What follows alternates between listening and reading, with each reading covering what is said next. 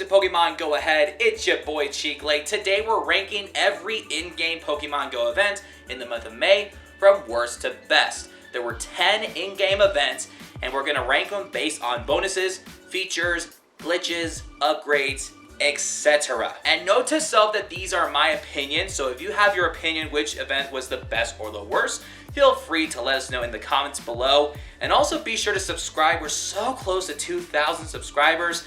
Please hit subscribe if you've been watching this channel and haven't hit the subscribe button. I know like 25% of you guys are subscribed and like 75% of you watch my channel and you don't hit subscribe, so please consider hitting subscribe. We're just gonna jump straight to number 10, which is the worst event. Number 10 is the Final Strike Go Battle Week event. This event mainly focused on Dynamax Urshifu, since you can now evolve Kofu into Urshifu. The process is so time consuming, and if you want to get it done in a very fast pace, it's gonna be very costly.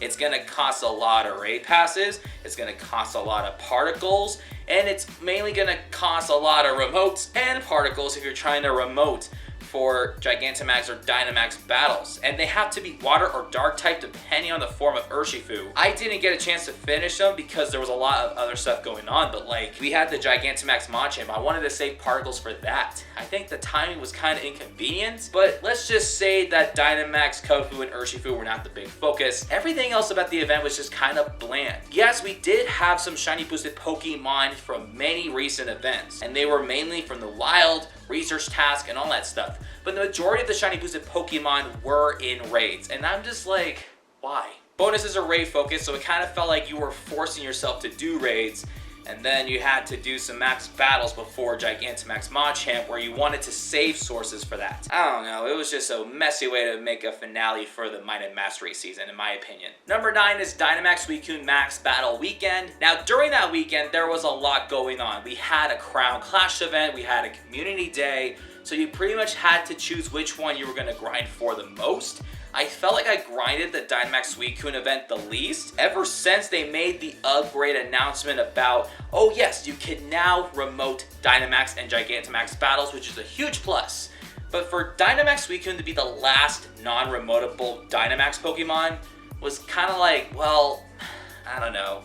It was just less motivating to play, I guess, so I guess we're going to wait for the future for Dynamax Suicune to come back. Number 8 is Palmy Community Day. Despite Palmy being shiny eligible now, there were some problems with this event. Number 1, some couldn't play because it was around Mother's Day, so having a community day on the holiday is like a big L. Number 2, Palmy's just not a really popular Pokemon, and evolving it all the way to Palmont, despite making the evolution process easier, it's not gonna be meta relevant, and using Brick Break as his exclusive move does nothing. Stick with Lucario. I just feel like overall, despite getting a Shundo during that day, which was really exciting, there was not a lot of people that wanted to play this event. Now, number 7 and number 6, surprisingly, is a two-way tie. We have Mega Kangaskhan Raid Day and Shadow Regigigas Raid Day. Two things that they have in common. Really good normal type Pokemon, whatever the heck that means. But they're normal type Pokemon that you want to go after because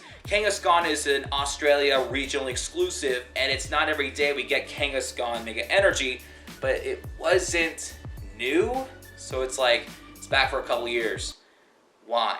And then despite the fact that we can now permanently remote for Shadow Raids, which is a huge upgrade, they chose Regigigas to be the Shadow Legendary featured. Is that supposed to get trainers hyped up for? I mean, we participated because like it's a Shadow Shiny that people wanted because it looks good on the Shadow. But I just feel like despite participation, I kind of feel like they're kind of mid. Number 5 is the Crown Clash event. King Gambit making its debut was amazing. I know the evolution process was difficult, but hey, instead of doing 30 raids, you're doing 15. So like, hey, there you go. Also, Pawniard being in the wild, that is amazing. We did get a shiny for that. There were some shiny boosted Pokemon that were in the raids, but unlike the Final Strike event, they were exclusive costume Pokemon. Nidoking with a crown and Nidoqueen. A lot of people would rather raid for those because those were like exclusive shinies.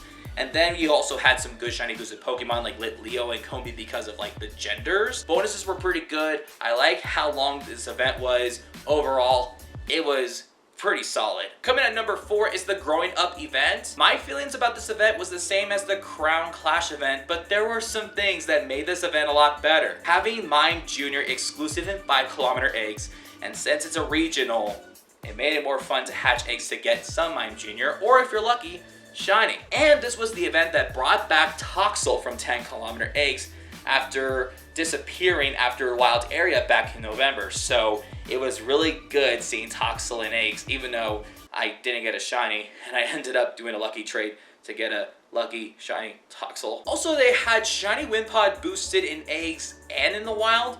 I ended an event with like 5 shiny Wimpod. It was crazy, dude. I have to say, this was slightly better than the Crown Clash event. Coming at number 3 is the Crown Clash Taking Over event. This was part 2 of the Crown Clash event. We talked about the good things about the Crown Clash events. This was so much better because of some Shadow debuts. And also you can get Shadow Shiny Gibble from Cliff, or at least attempt to. That's pretty awesome. I got a shiny Shadow Gibble. I don't want to brag, but like, oh my god. Shadow Dialga is arguably the best legendary Shadow right now. And the fact that we were able to have a special time research to pay like $4 or $5 for to get a second Super Rocket Radar to get another Shadow Dialga, that was really epic. That gives us a second chance to get some good IVs for a Shadow Dialga. Man, I'm so glad I remember to use Frustration on both. Coming at number 2 is Machop Community Day Classic. This was a well-timed community day because there was another event that was happening before. You also had a Stardust boosted event where you get 3 times catch Stardust, and that was also important. And then of course, Machop evolving into Machamp. It's a good fighting type overall. So getting a ton of candy on a community day, even though there was no 2 times catch candy, you just use those pineapple berries, catch every Machop you can, get a couple shinies here and there. It was pretty solid. I know that it wasn't like some trainers' favorites, but this was like a very important community day because of what's about to be number 1 on my list. And that is number 1, Gigantamax Machamp Max Battle Day. There is no debate, no questions asked. It's that one. This was the first ever Max Battle Day that trainers were able to remote. Were there problems? Well, we were expecting them because it was like a whole brand new thing. It's not like you could just fill up 4 spots and then just go. It's a Gigantamax battle. Either you have a lot of people or you don't. And so you just either run away or you just stay there with like 17 people and just pray and hope for the best. Surprisingly, it was super easy to take down unless it had close combat or payback. It was an amazing event. We did get a shiny when we were playing in person in Carson. This was an important Pokemon because like we talked about with Machop Community Day, we had all that Stardust and all that candy, because then we could just power up this fighting type G-Max Pokemon. Why do we have to stress about this G-Max Pokemon? Well, because Gigantamax Machamp is the number 1 fighting type G-Max Pokemon, and it's gonna be pretty offensive overall. So like, yeah, it was a very important G-Max day because moving forward, Gigantamax battles and Dynamax battles will be handled so much easier when you Gigantamax this big boy with 4 arms and it'll literally bring in the punch. And once again, let us know in the comments below which was your favorite event and which one was your least favorite event in the comments below. It's okay if your opinions are different than mine.